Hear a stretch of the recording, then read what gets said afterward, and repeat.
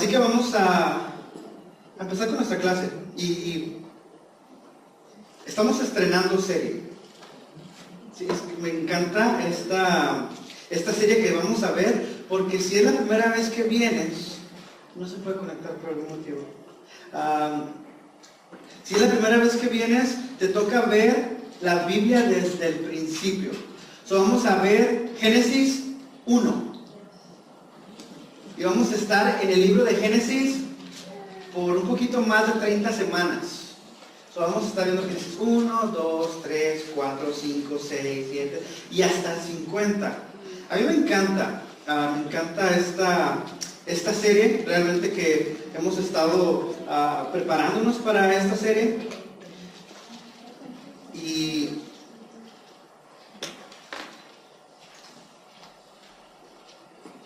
así que si tienen su Biblia, vamos a ir al libro de Génesis. O saquen su aplicación, o saquen algo. Cuando tengan su Biblia, el libro de Génesis es el más difícil de encontrar. Es las primeras páginas. Literalmente no hay nada. Vamos a leer el capítulo 1, del versículo 1 al versículo 5. ¿Lo tienen? ¿Se ocupan ayuda? Ayúdale a tu hermano. Si necesitan Biblia, levanten sus manos. Aquí hay quien les pueda llegar a una Biblia. Ok, Génesis 1.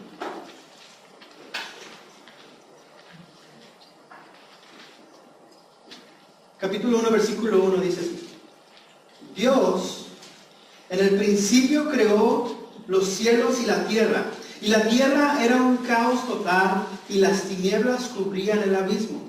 Y el Espíritu de Dios iba y venía sobre la superficie de las aguas. Y dijo Dios: que exista la luz. Y la luz llegó a existir. Dios consideró que la luz era buena, y la separó de las tinieblas. A la luz la llamó día, y a las tinieblas noche. Y vino la noche, y llegó la mañana, y ese fue el primer día. ¿Me acompañan ahora? Señor, te damos gracias, Señor, por que podemos, Señor, venir a tu palabra, empezar desde tu creación, Señor. Podemos empezar a ver lo bello que eres, Señor, y cómo tú fuiste que creaste todo esto, Señor, que conocemos como naturaleza, Señor. Te pido, Señor, que, Señor, nos hables el día de hoy, que tu palabra sea lo que es, Señor, que es viva y eficaz, y que es más cortante que una espada de doble filo, Señor. Y te pedimos que nos ayudes a llegar a este texto con un poquito de apertura de nuestro corazón, Señor. Que podamos querer encontrarte en las páginas de este libro, Señor. Gracias por tu siervo Moisés, Señor, que lo usaste para poder llevar esta historia hasta nuestras manos, Señor. Señor, te pido que seas tú glorificándote el día de hoy, Señor. Bendito seas. Te damos gracias por tu iglesia, Señor. Gracias porque podemos reunirnos acá. Y te agradecemos en el nombre de tu amado Cristo Jesús. Amén. Algunos datos curiosos acerca de nuestras Biblias. Y esto es a manera de introducción. Así que básicamente si vas es Cristianismo 101. ¿Ok? Un dato curioso de la Biblia es que la palabra Biblia viene de una palabra que es biblos, y es la transliteración que literalmente quiere decir libros. Básicamente esto se llama libros, ¿verdad? La segunda es de que tiene 66 libros, 39 del Antiguo Testamento, 27 del Nuevo Testamento, y se divide más o menos, no a la mitad, un poquito como 3/4, así. Y ahora vamos a ver la primera parte. Está escrito por alrededor de 40 autores en 3 idiomas: en arameo, en hebreo y en griego. Más o menos se han vendido se han repartido más de 5,000 millones de copias en todo el mundo. Y para escribirse tomó alrededor de 1500 años. Mucha gente piensa que un señor se sentó y lo escribió y ahí está, ¿no? Pero 1500 años aquí. El Antiguo Testamento lo dividimos en cuatro secciones, 3 si eres judío, pero yo me gusta esta división de 4, que es la Torá, o los primeros 5 capítulos de la Biblia. Después vienen los libros históricos de Josué, hasta que antes de llegar a Job. Después vienen los libros proféticos, Job, y luego los Salmos, y luego los Proverbios, Eclesiastés, y después vienen los libros proféticos. Y ahora nos vamos a enfocar en la parte, la primera parte, que es el Pentateuco. Veremos Génesis. Este libro, el primer libro de Génesis, tiene 50 capítulos y tiene 1533 versículos. No los conté yo. Google dice, ¿cuántos capítulos tiene? Está escrito por Moisés. Conocerán la historia de Moisés, este señor que Dios se le presentó en una zarza, y fue escrito en el año 1445, más o menos. Y Génesis significa orígenes, es el origen de la vida. Ahora, en el hebreo se llama en el principio, porque así empieza el libro, en el principio. Y bien práctico, ¿no? ¿Cómo se llama la primera palabra?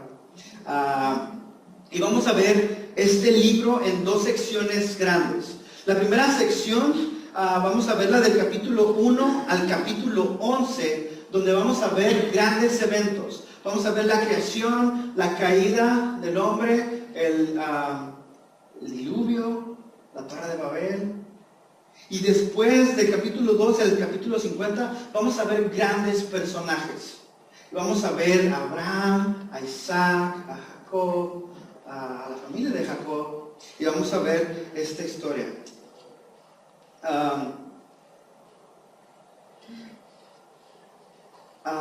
Algo que me gustaría que tuviéramos en mente es de que este libro lo vamos a ver de una manera muy superficial. No nos vamos a meter versículo a versículo, lo vamos a ver así como que, ahora sí como leímos que el Espíritu pasaba por arriba de las aguas. Lo vamos a ver así, porque si no nos tomaría unos 500 años. Lo vamos a ver bien superficial. Otra nota que quiero decirles es que vamos a ver porciones de texto muy grandes. Probablemente aquí me van a tener leyendo por un buen rato. Cuando lleguemos a las generaciones, no me voy a detener en las generaciones, voy a sacar algunos nombres que llaman la atención, pero otros, a lo mejor si quieres llamar a tu hijo de alguna forma así, pues lo puedes apuntar y decir, bájale, me gusta, eso nunca sabe. Y finalmente, si tienes preguntas, porque este libro es un libro difícil de explicar, difícil de enseñar y también difícil de aprender. Si tienes preguntas, te refiero a la parte de atrás con Gabriel Martínez, él te va a poder responder absolutamente todo. No es cierto. No es cierto. Si tienes preguntas al final, siéntate con la confianza de decir, hey, no entendí esto, ¿qué pasa con esto? Porque siempre va a haber preguntas y hay aquí buenas personas que te van a poder ayudar con eso. ¿Ok? También tengo una advertencia para ustedes. La semana pasada también tuve una advertencia. Esta semana tengo la advertencia de que vamos a tratar hasta lo más que más pueda yo de ver Génesis como lo quiso escribir el autor de Génesis. Porque él lo escribió hace 1400 años y no lo escribió así para Miguel en el año 2018 para que haga sentido en muchos aspectos. Solo vamos a tratar de explicar, pero vamos a enseñarlo y vamos a dejar que la palabra de Dios se comunique sola. Así que no tengan que meterle muchas ideas. Así que te invito a que te quites el gorro del 2018 y te pongas el gorro del 1400 antes de Cristo.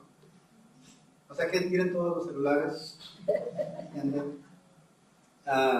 Así que vamos a tratar de no agregar y vamos a interpretar conforme al contexto histórico y al contexto del libro, ¿no? Así que 2 versículos, ya los tienen ahí, 2 versículos que quiero que tengan en mente cuando veamos estos 2 capítulos de la creación. Hoy solamente vamos a ver versículo 1, sorry, pero es que quería hacer esta introducción. Y el primer versículo es el Salmo 19:1, y dice esto: los cielos cuentan la gloria de Dios, el firmamento proclama la obra de sus manos. Y el segundo versículo que quiero que tengas en memoria, que lo recuerdes todo este tiempo, es Job 38:4. Y aquí Dios le está preguntando a Job, porque Job se pone a cuestionar a Dios, se pone a alegar con Dios, y Dios le dice: ok, te voy a responder ahora yo. ¿Sabe? Y dice, Dios le dice a Job así: ¿dónde estabas cuando puse las bases de la tierra? Dímelo, si de veras sabes tanto. Le dice Dios a Job: hey, ¿quieres cuestionarme a mí? ¿Dónde estabas tú? Y muchas veces yo, cuando recién regresé a la fe, estaba buscando respuestas y estaba buscando qué significaba esto y lo otro, y cómo funciona esto y lo otro. Llego a Job y me dice: ¿dónde estabas tú, Miguel, cuando puse las bases de la tierra? Y yo no estaba allá. Yo nací hace tantos años. Así que yo no estaba allí, no puedo yo contestarles todo. El propósito de esta carta, o de este libro, el propósito del libro de Génesis es esto. Y creo que quiero que lo tengamos bien presente. El libro de Génesis y esta clase es para revelar al Dios eterno como creador del universo y demostrar su soberanía y gracia. Esa va a ser la meta, el propósito de la clase. Porque muchas veces nos clavamos en ideas de que, bueno, no se los quiero adelantar. Así que empecemos capítulo 1, versículo 1. Y solamente vamos a ver eso. Dice así: Dios en el principio creó los cielos y la tierra. Aunque la Reina Valera de la Nueva Versión Internacional nos acomoda la oración como Dios en el principio, la Reina Valera empieza con en el principio Dios creó los cielos y la tierra. Como que empieza un poquito diferente, pero a mí me gusta como la Nueva Versión Internacional se lee, porque dice: Dios en el principio creó los cielos y la tierra. Y básicamente el escritor de Génesis nos dice que es un hecho real que Dios existe. Él no te va a dar argumentos de, ¿sabes qué? No da argumentos de nada, simplemente da por hecho: Dios creó los cielos y la tierra. Y para mí era difícil entender esto, porque yo siempre decía: quiero saber más, y quiero saber cómo, quiero saber por qué, quiero saber. Y Génesis literalmente no te explica nada. Simplemente dice: Dios existe y Él creó los cielos y la tierra.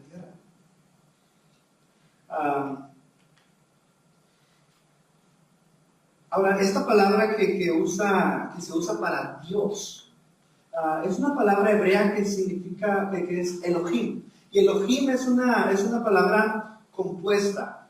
El que es Dios, pero Him es la terminación en plural. Curiosamente se leería como el dioses. Bien raro, así como el dioses. Creo que gramáticamente estás mal, Moisés, ¿no? Así no funciona. Pero nos da una ventana para que nosotros veamos cómo la Trinidad se revela desde Génesis 1:1. De hecho, más adelante Dios va a decir: creemos al hombre a nuestra imagen y semejanza. Dice: ¿con quién está hablando Dios? Creamos al hombre a nuestra imagen y semejanza. ¿Y con quién está hablando Dios? Está hablando consigo mismo, está hablando el Padre, el Hijo y el Espíritu Santo, obrando en esta creación. En Isaías 44, no sé si lo puse. Acompáñame a Isaías 44:24, para que no se me agarre.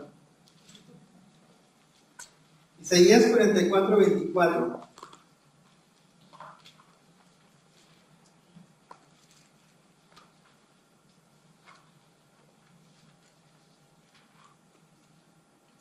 ¿Lo tienen? Dice así: Así dice el Señor, tu Redentor, quien te formó en el seno materno. Yo soy el Señor que ha hecho todas las cosas. Yo solo desplegué los cielos y expandí la tierra. ¿Quién estaba conmigo? Básicamente, el Señor está diciendo, nadie me ayudó, yo solo lo hice. Y cuando ves Génesis 1, te das cuenta que Elohim, que Dios estaba creando, estaba haciendo todo lo que podemos observar, y nos podemos dar cuenta de que es un Dios que es muy creativo y muy poderoso. Dios es el primer sujeto. A los que les gusta la literatura, ya es sujeto, verbo y sí. Dios es el primero de la Biblia. Así tiene que ser, porque Él es el más importante. Todo este libro se trata de Él. Muchas veces agarramos este libro y decimos, ok, Señor, ¿qué quieres decirme a mí? Y creo que es la forma inadecuada de acercarte al libro. El Señor, ¿qué quieres revelarme de ti? ¿Qué quieres que yo sepa de ti para que yo pueda ponerlo a práctica? ¿Qué es lo que tú me quieres revelar? Y les digo, muchas veces nos acercamos de una forma incorrecta. Así que es bien adecuado que Dios sea ¿cómo se llama? El primer sujeto de este. ¿Y cómo sabemos que también Jesús estaba envuelto en esto? ¿No? Porque si creemos en un Dios triuno, pues nos damos cuenta de que Jesús es el Hijo y el Espíritu Santo es el otro, o la otra persona de la Trinidad. Juan 1:1 nos dice así: en el principio ya existía el Verbo, y el Verbo estaba con Dios, y el Verbo era Dios. Dice, Él estaba con Dios en el principio, y por medio de Él todas las cosas fueron creadas, y sin Él nada de lo creado llegó a existir.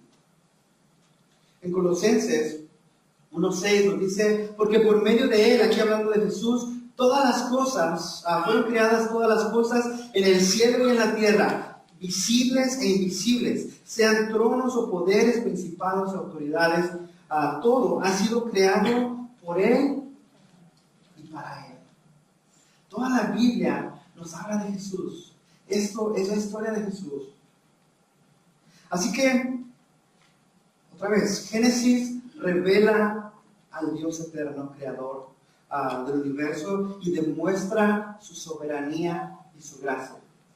Ya sabemos qué es lo que el escritor de Génesis nos quiere revelar: al Dios eterno. Ok. La frase en el principio, regresemos a Génesis 1.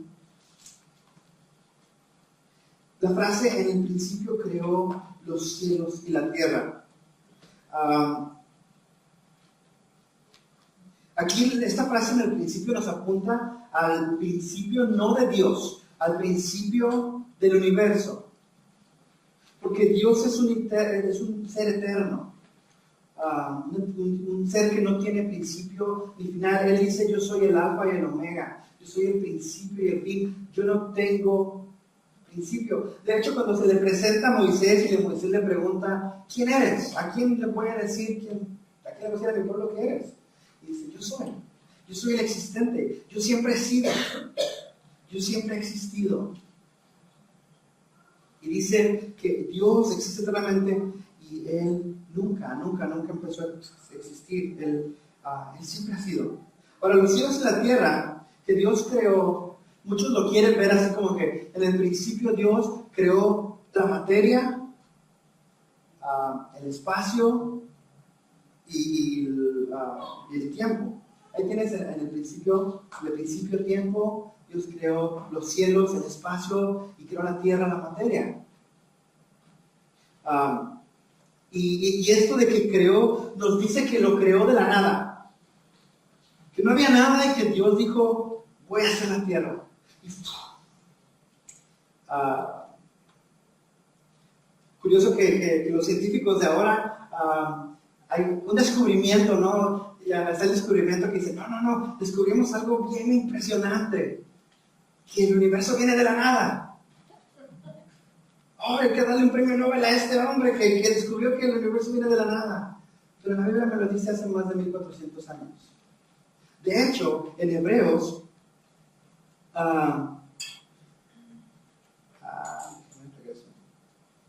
en Hebreos 11:3, Hebreos 11:3 dice, por la fe entendemos que el universo fue formado por la palabra de Dios, de modo que lo visible no provino de lo que se ve. Básicamente el escritor de Hebreos dice, el universo vino de la nada.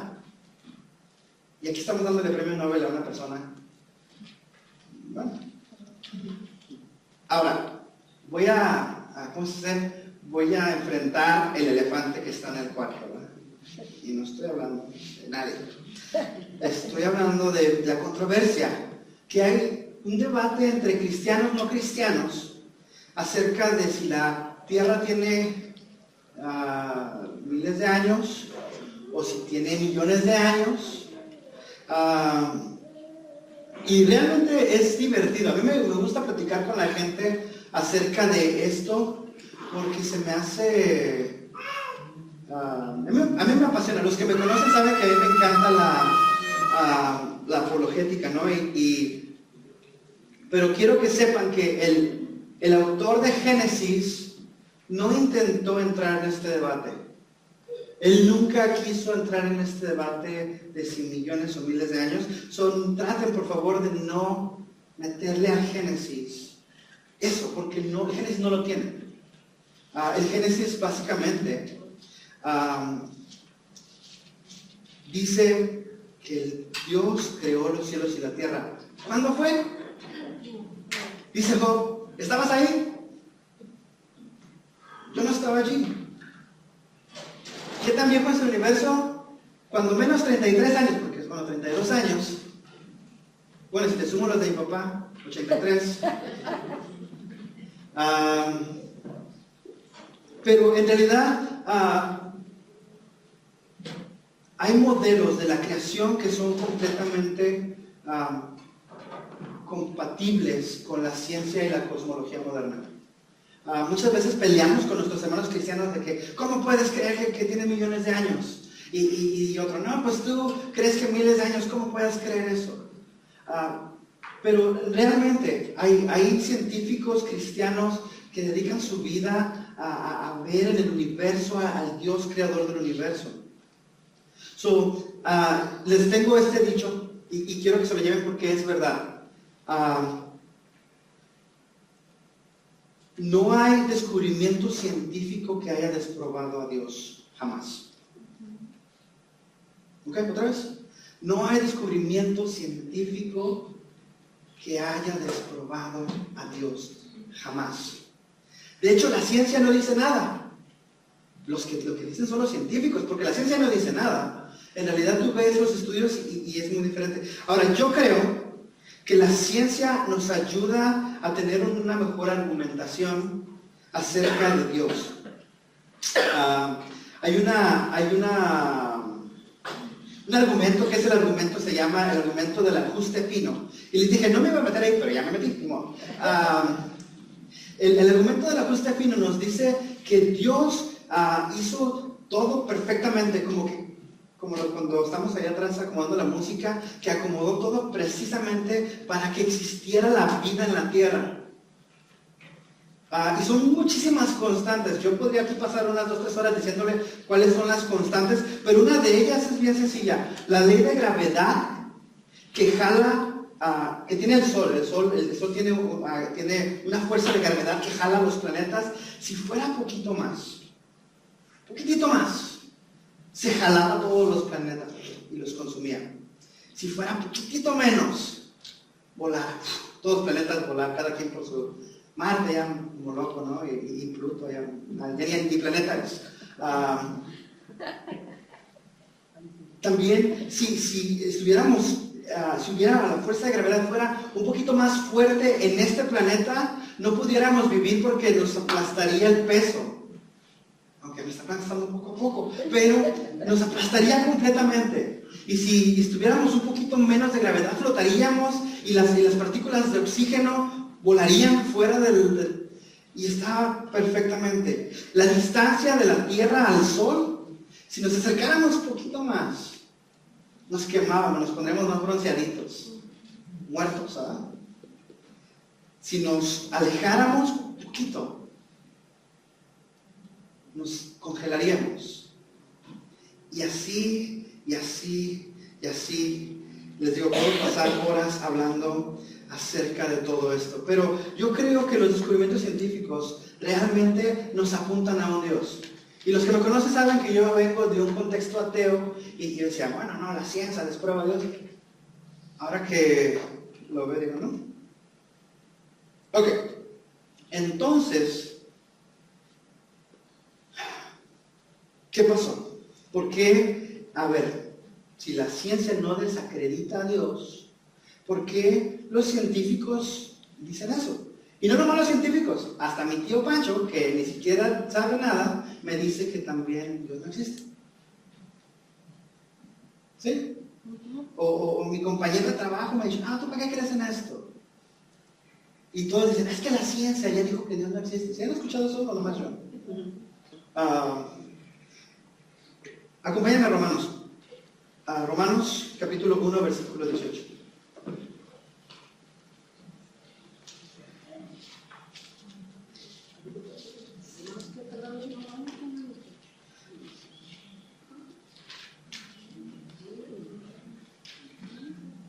Romanos 1, 18.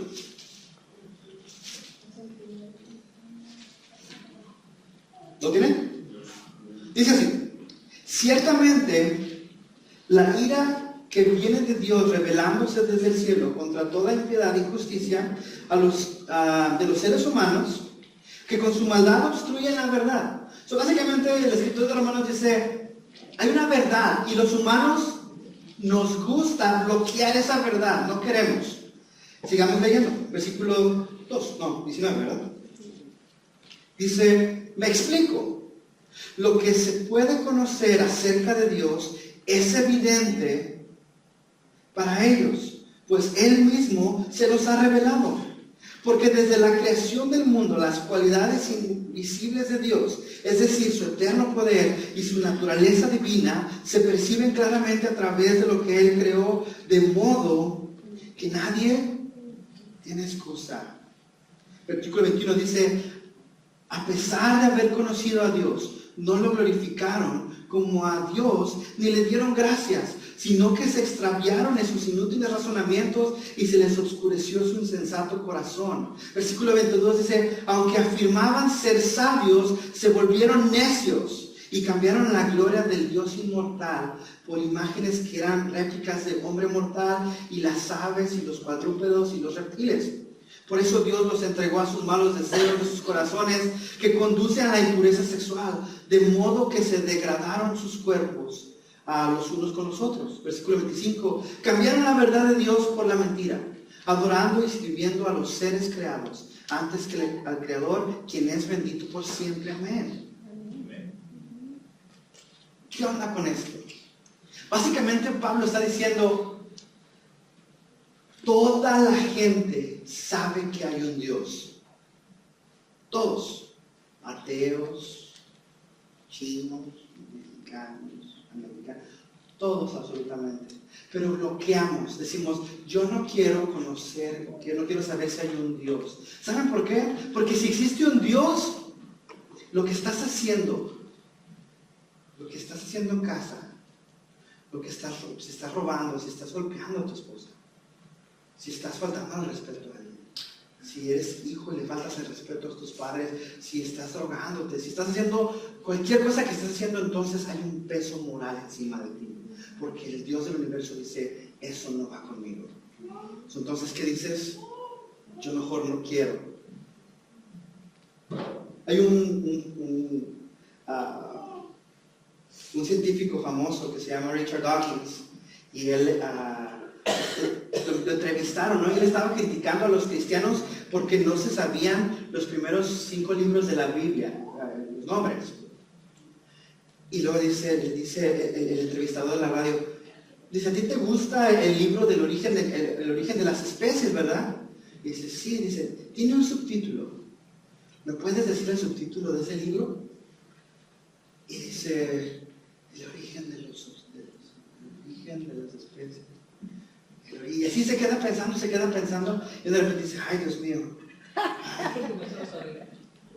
Cuando uno está atorado en algo, Dios sale, ¿no? Ayúdame, Señor, necesito tu ayuda. Y no se acordó de él.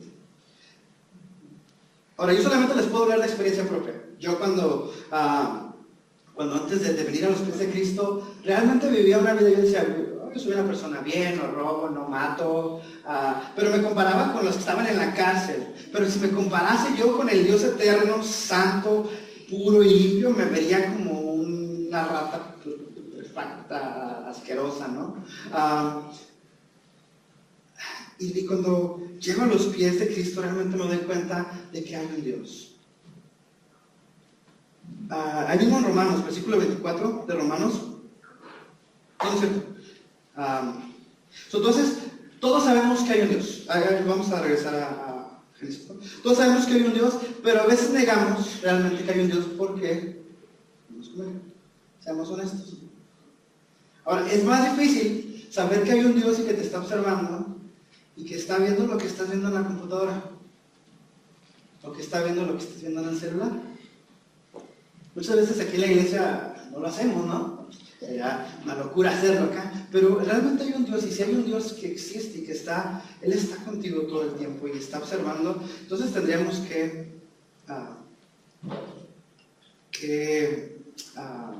así que ponerlo en cuentas. El Salmos 14, versículo 1, dice esto el salmista.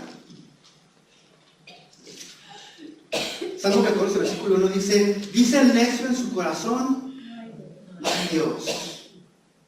Están corrompidos, sus obras son detestables, no hay un solo bueno, no hay uno solo que haga lo bueno. Yo cuando era ateo decía, sí, Dios no existe. Y yo decía, bueno, es que yo puedo, ¿cómo se dice?, argumentar acerca de esto.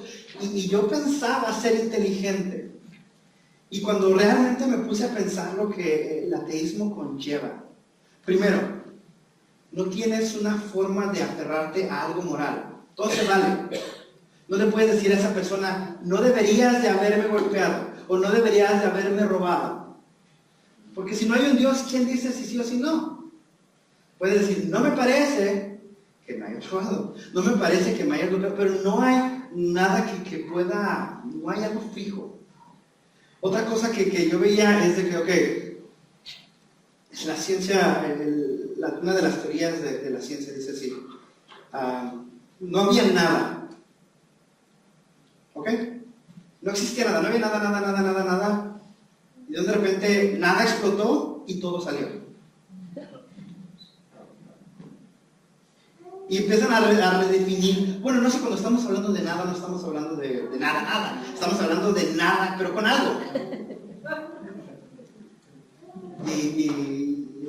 Lawrence Krauss dice, no, es que estamos hablando de una...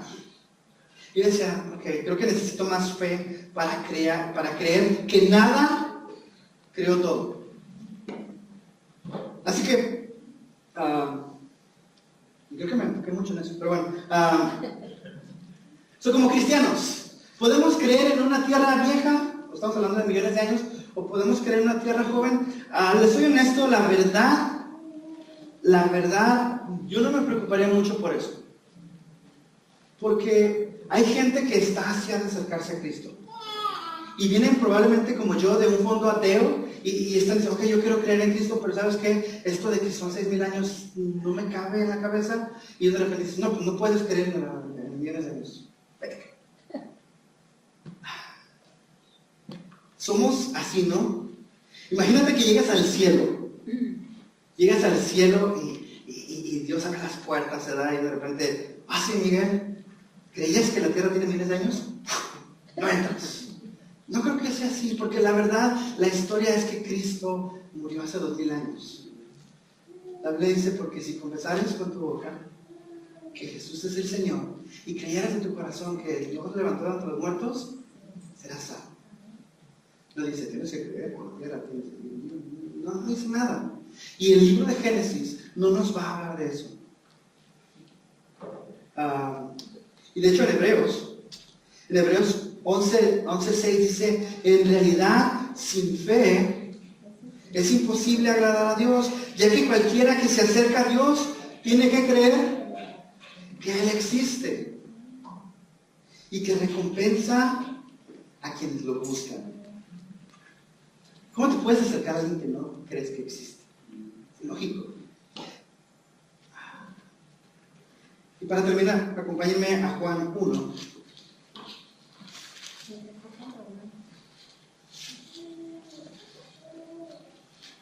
Juan 1, del 10 al 13.